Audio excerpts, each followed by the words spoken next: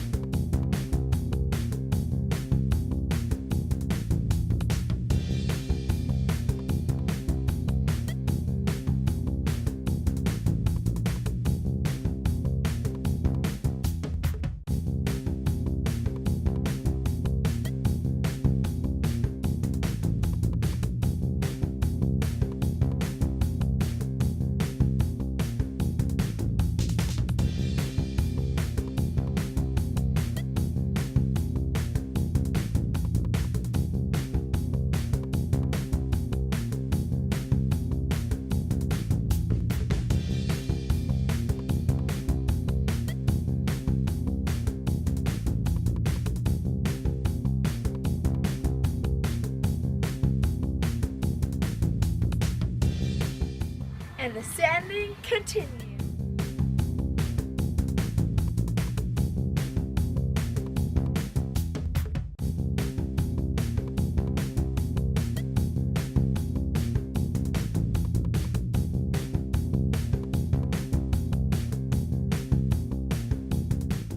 Okay, so that was a whole lot of prep that I just kind of did in time lapse because I can only say so much about sanding and paint prep, and I'm sure you guys are getting sick of hearing about it. So I've got, basically what I've decided to do is I'm going to paint the inside of the doors, the trunk lid, and the hood. So I've got those all kind of prepped. I didn't do a lot of high fill primer on the insides of those because most of those are going to be either covered up with door panels or underneath the hood. How often are you going to be looking at that? So there wasn't a lot of wet sanding done on those, but you probably saw in the video I did go over everything just kind of with a Scotch pad because some of it was just the epoxy primer. So it just needs to be scuffed up since it was a few months ago that I actually applied that. So that's all done. I've got my paint gun set up here. I went and picked up another pint of paint, the same color code. What I did, just to make sure that they're going to match the previous can that I had purchased, is even though they're the same paint code and everything, when I got it home, I just kind of mixed them together, stirred them up, mixed them back and forth a bit and stirred them up.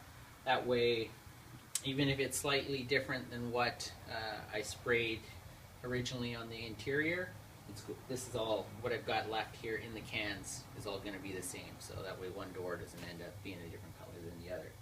But yeah, I just kind of, as far as the panels themselves go, I've got them set up outside.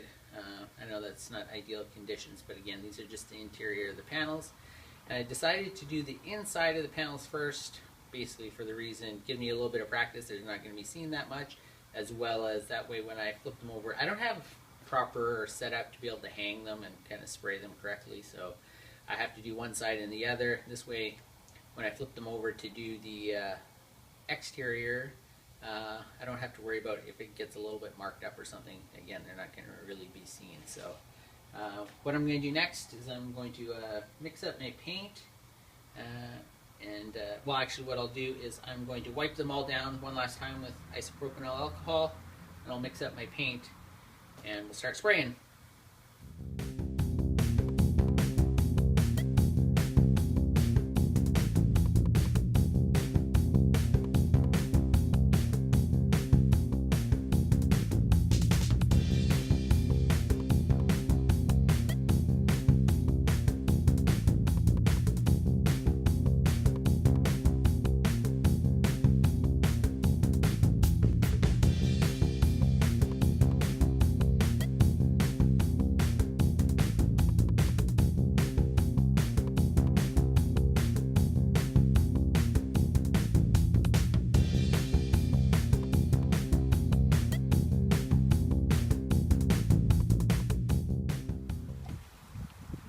Okay, so that's one coat down. I'm going to let this set up a bit, and then I'll mix up some more paint and put down at least one more coat. So far, so good.